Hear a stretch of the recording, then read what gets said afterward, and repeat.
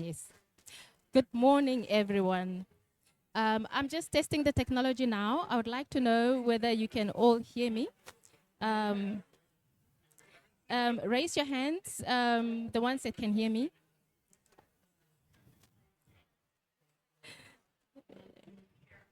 Okay. I think we.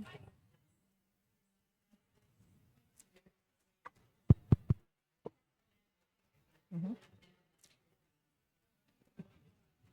Okay, I think we are good to go. Um, Good morning again, everyone. It's a pleasure to welcome you all here joining us at the NDC Pavilion.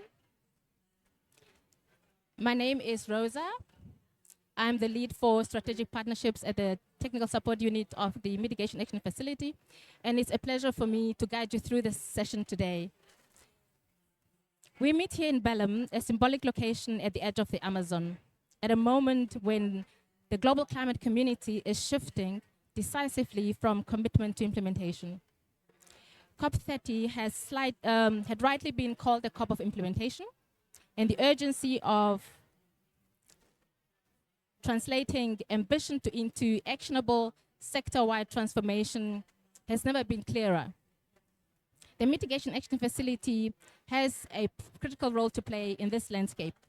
Today's event is of importance and sets a very important milestone. We will officially launch the next call for projects, announce some improvements to our processes, also share with you the projects that have been selected from the previous call, as well as the ones that are advancing into implementation. Furthermore, we will launch the latest publication from our facility on financial mechanisms that bridge ambition to delivery.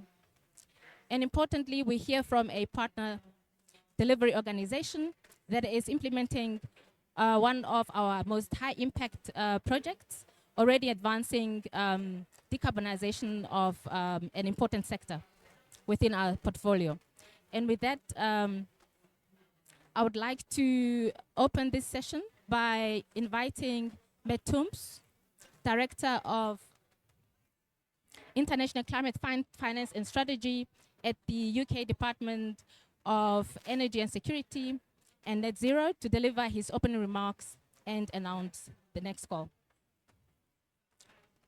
Matt, the floor is yours. Just checking this works. Yeah, excellent. Thank you very much, Rosa. It's a real pleasure to be part of this this session today, and really good to see so many people here as part of this event. So this is it's a hugely important COP that we're part of, not least because it's taking place in Belém, shining a kind of real light on the importance of the world's forests in our work around climate change. But also because it's a critical point on NDCs and on the response that the world is making to the challenges that we all agreed ourselves to address at Paris, and showing the response that countries are making towards those. It is also, as Rosa said, a COP of implementation, and both of those themes fit really well with what the Mitigation Action Facility is here to do and why it was designed to come into place in the first instance. So delighted to be part of this conversation. As most of you all know, the Mitigation Action Facility was founded in 2012 by the UK and Germany together. It's become a real sort of go-to platform in terms of driving action across three particular areas, so on energy, transport and industry. It works on annual calls. The MAF, it supports the most ambitious and feasible climate mitigation projects to implement countries' NDCs.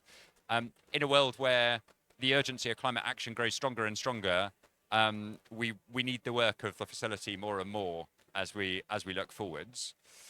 COP30, as Rosa has said, is the sort of move from pledges to implementation, and we really see the MAF playing a kind of critical role kind of within this, both in providing funding, technical assistance to bold projects, and helping de-risk mitigation technologies and approaches. And that's exactly the kind of support that we need to see if we're going to be turning NDCs into practical action. and making sure climate finance actually reaches those projects that are going to really make the difference in terms of the transitions we need to see. So my main job here today is to welcome the call for action that we're seeing of 2026. It's a real pleasure to get to do this.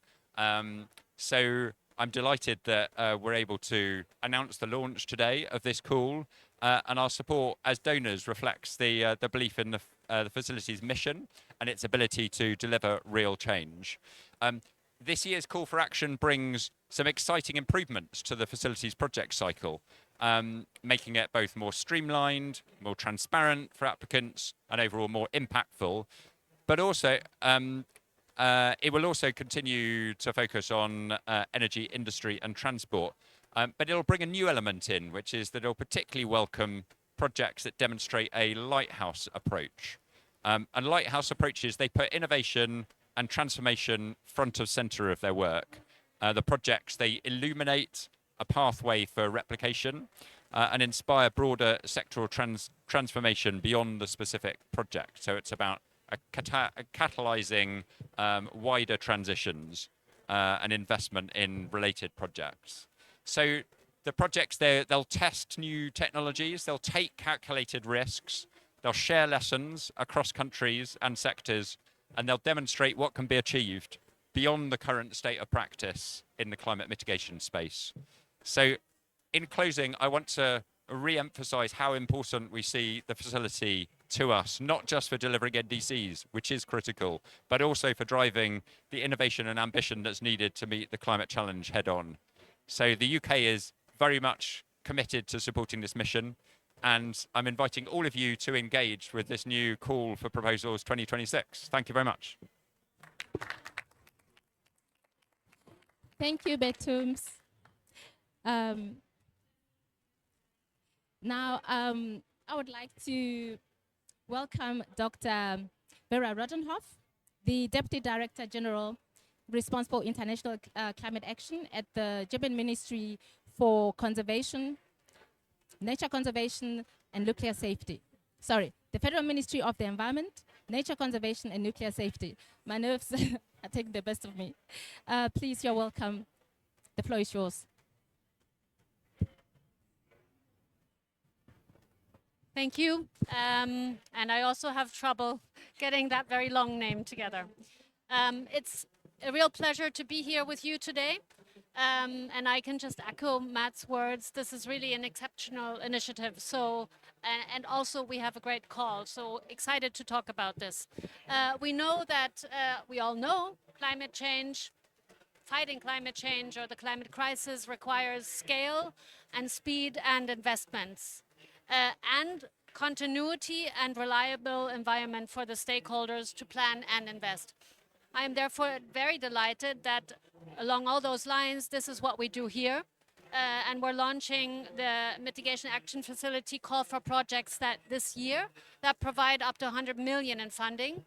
And this is a continuity that cannot be taken for granted, especially in these times with current international setting and the tight budgets. So this is a strong message to all our partners.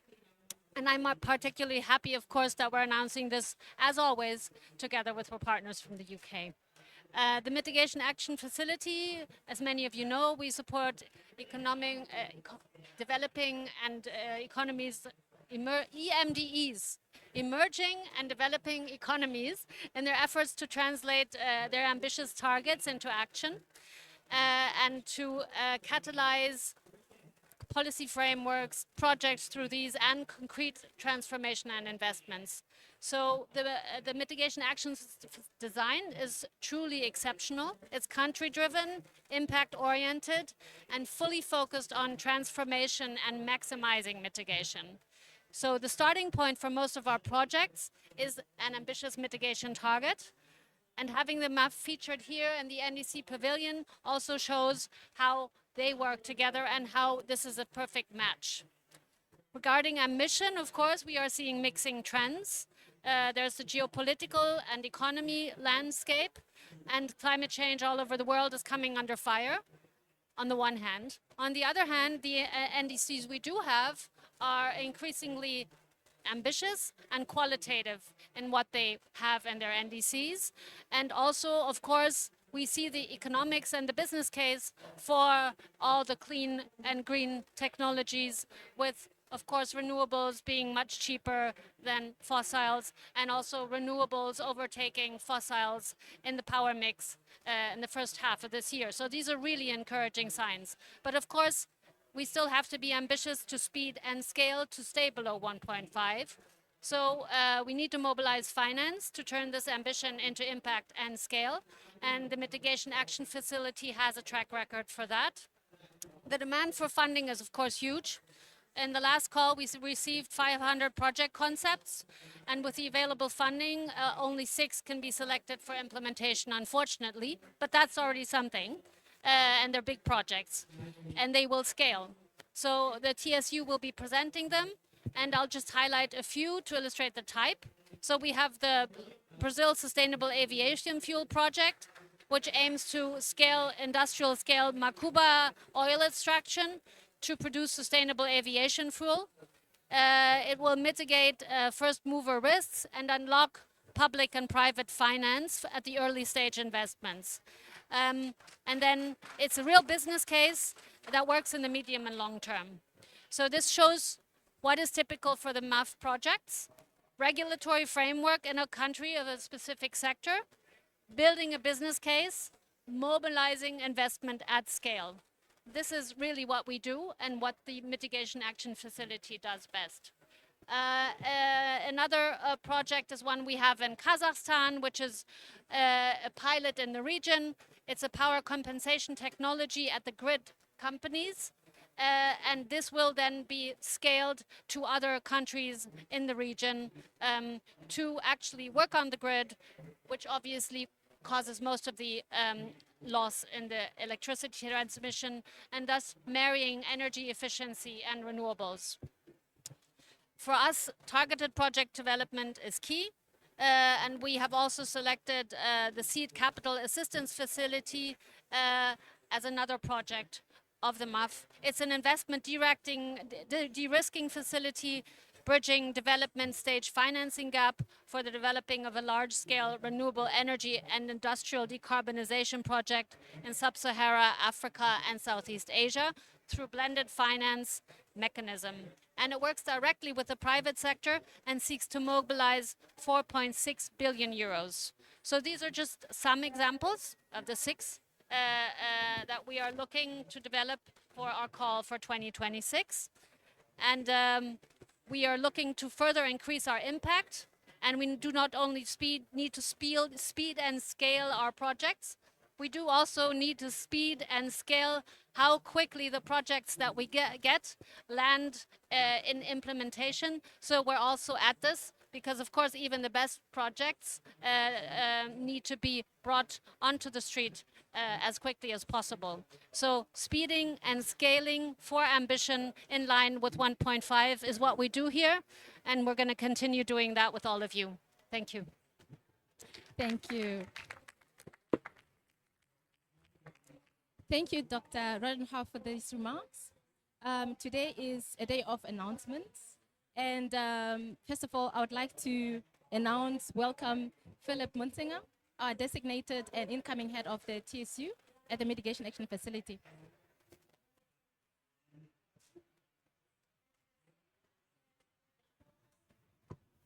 Good morning, everyone. It's my real pleasure to be now part of the MAF journey as the new head of the technical support unit. Thank you, Vera. Thank you, Matt, for these encouraging words. We're really happy to be here all today and to have such a big crowd in this room as we are announcing the selected projects of the previous call, but also announcing our new 2026 call. And as you've heard, we have some very interesting new features to it. Let me again go through the list of projects that have been selected this year for entering detailed preparation phase in all 6 projects.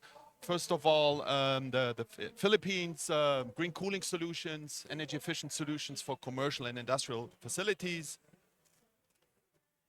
We're happy to have a project in Vietnam looking at carbon neutral cement, financing solutions for the decarbonization of the cement industry. As mentioned by Vera already, we're happy to have another project in this year's COP host country, Brazil, looking at sustainable aviation fuels. A project in Kenya looking at renewable and energy efficient water systems, accelerating sustainable water access through renewable and energy efficient solutions. The Kazakhstan project mentioned on wind and storage system solutions with aiming at a significant scale of 2 gigawatts of wind and battery energy storage systems. And finally, as mentioned, a multi-country approach mobilizing private investments through the seed capital facility. With that, let me also move on to the projects that have been selected for implementation. Columbia Energy Communities is about sustainable power and resilience for Colombia's energy communities. Reactive power for energy savings, again, a multi-country approach that we've selected for commencing to implementation. So, coming from selected projects for DPP and for implementation, let me also share some complementary features to the new 2026 call. As mentioned by Matt, we have now these lighthouse pilot projects is an optional feature that we invite applicants to apply to. Apart from that, we have tried to simplify our application procedure. So we'll come back to a two-step concept selection approach, meaning we'll invite applicants to develop concepts. Based on selected concept, we have so-called pitches. That will mean that applicants will be able to present their concepts in virtual meetings. Based on that, we'll then select projects again for a detailed project preparation together with our donors. We'll also feature a fast-track pathway. That will mean that we'll invite advanced projects that have a high level of readiness, a high level of political commitment to fast-track directly to a project proposal and to then start early implementation. As usual, you find all the information in our general information document, which can be downloaded from today with all the information needed to prepare the documents. And over the next weeks, as usual, we will also have webinars provided to provide further information and guide you in preparing concepts. Again, let me quickly outline the next steps. Applicants now have time to develop concepts over the next 3 months until end of February. Virtual pitch will then be invited between May and June 2026. And then selected projects will then be presented towards the end of the year. We hope that with this streamlined application process, we'll make the MAF again more accessible, and we hope to receive exciting, innovative ideas, especially looking at innovative lighthouse projects. Last but not least, let me share our new paper, which specifically looks at the financing mechanisms applied in MAF projects so far. We have a huge set of projects looking at different sectors, looking at different ways on how grant-based funding of the MAF can be used, can be plugged into larger financing mechanism in order to scale mitigation. This is a huge set of information looking at different projects. We invite you to download the paper and have a look at it. We're sure that it will also be helpful in designing future projects. Thank you very much, and I'm looking forward to get in touch with you throughout the network session. Thank you, Philip. Yeah. Thank you, Philip. Now we'll take the opportunity to invite Carolina to showcase the Brazilian project. Carolina, the floor is yours.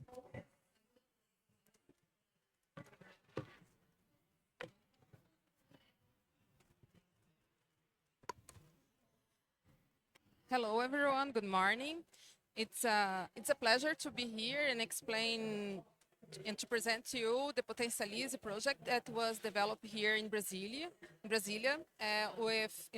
also. Sorry, with the the MAF support and the GIZ support. It is a project that is not just about mitigation, but about the transformation of Brazilian industry. I'm Caroline. I work at SENAI, National Department here in Brazil. And the Potencialize, I would say that is an excellent example how international cooperation through the MAF could catalyze the climate change and actions here in the industry sector, in the industry. About the Brazilian industry, I would say that they are essential for the development of the country, but it consumes around 33% of the final energy here, and it's responsible for almost 18% of all the greenhouse gas emissions. Within this scenario, small and medium enterprises here in Brazil, they face a lot of barrier and restriction, financial restrictions, to implement actions for efficient energy. And this is where Potencialize steps in.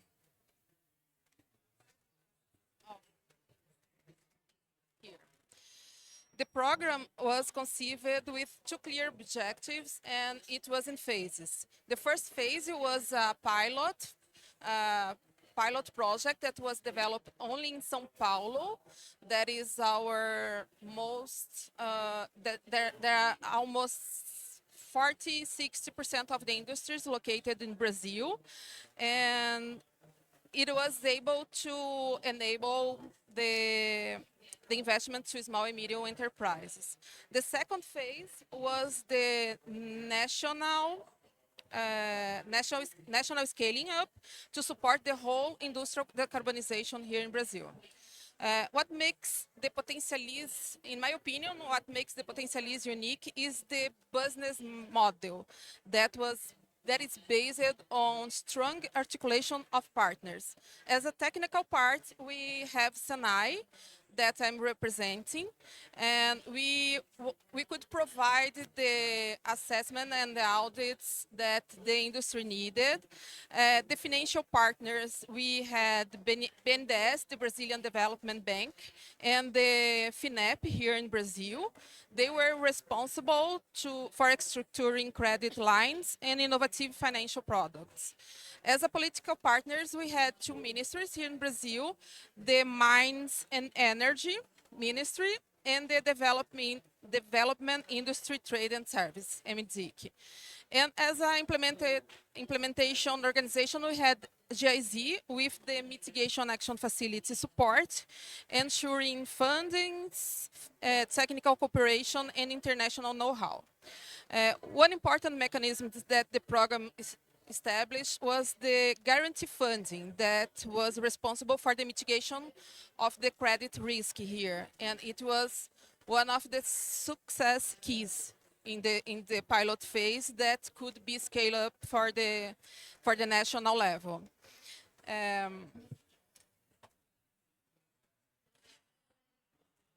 About the pilot phase that was developed in São Paulo and could support the whole national level implementation, the phase 2, I would say that the results speak for themselves.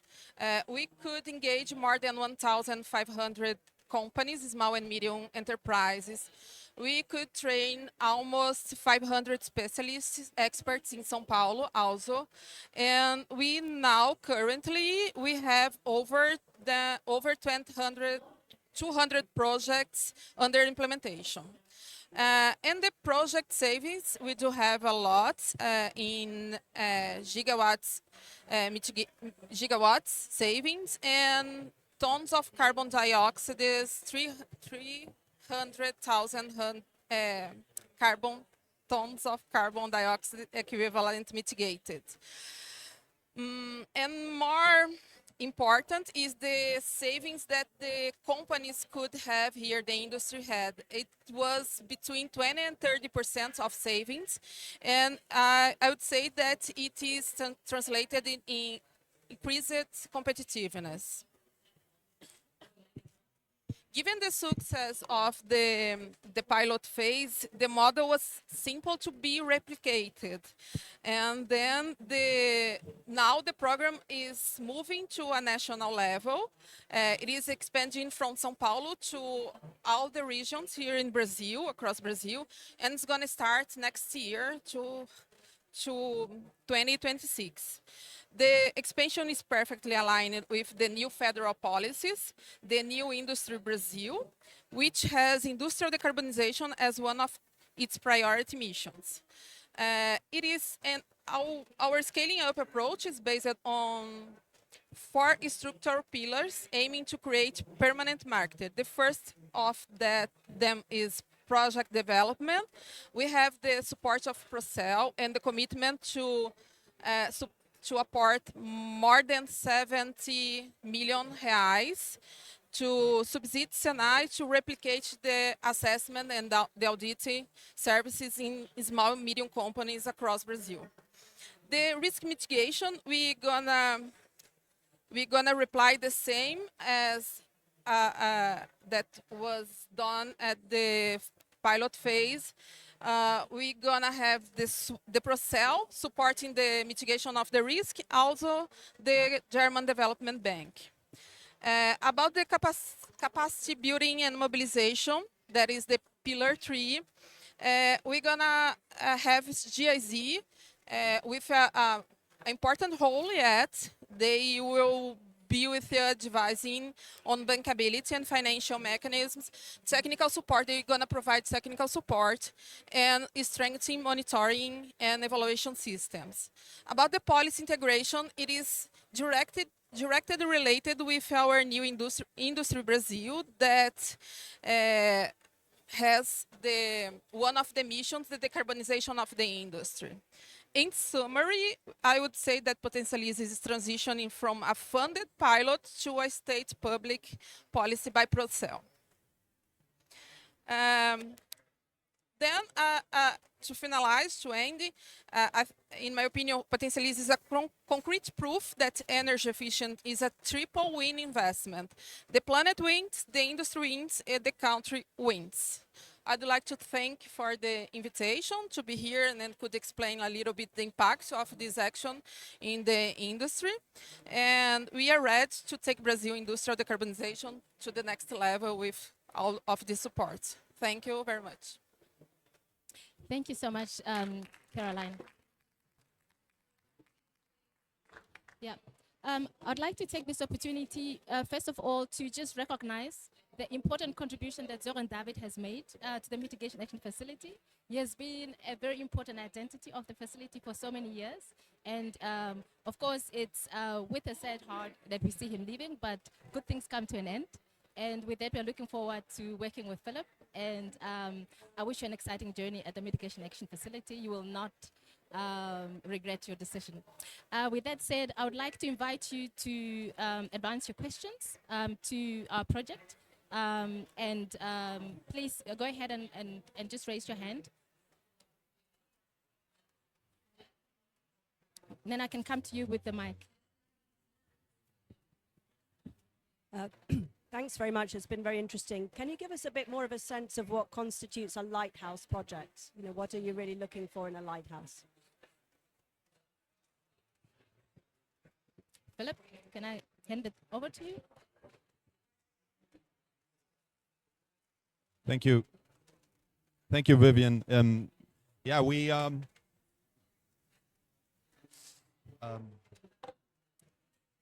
lighthouse projects we define as projects that stand out from others, and we see two main components when designing lighthouse pilot projects. That is, first of all, novel technologies that can be novel. This one is better. Yeah, that can be novel in the country context. So something that stands out, something that is a first of its kind in the country context, or in the regional context, or even in the global context. And then what goes together with this is a systematic knowledge management. Because what we see is, especially in the field of novel technologies, knowledge sharing, systematic knowledge sharing is important within the project environment, but also beyond. So this is how essentially Lighthouse pilot projects are being defined. This is how we advance our pilot modality as it has been applied in the previous calls, and further details you will find in the general information document.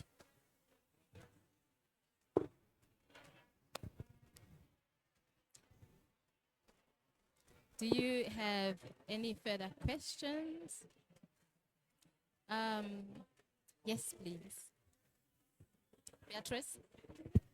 Thank you, Rosa. My question is if there is going to be any kind of support to design financial mechanisms beyond the text and the advice that is going to be given in the webinars. Thank you.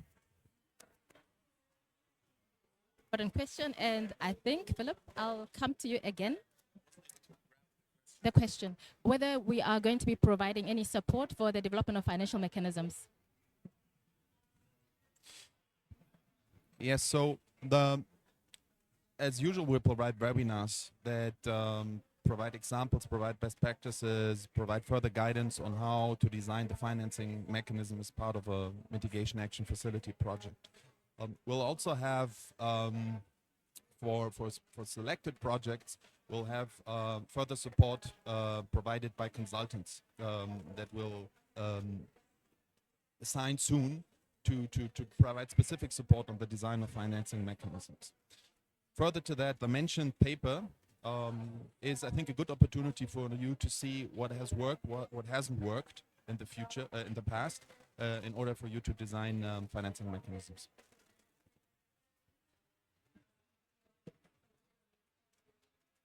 Any further questions? Yeah, if you don't have any further questions, I think this is a great opportunity for us to network, speak to each other. We have various organizations here that are already implementing projects, and I think it's a great opportunity for knowledge exchange. And with that, I would like to invite you to network, and please feel free to come to us to address any specific questions that you may have with regards to the adjustments to our processes, and also any project ideas that you would like to bounce off with us. This is a great opportunity for you to do so. Thank you so much again for joining us.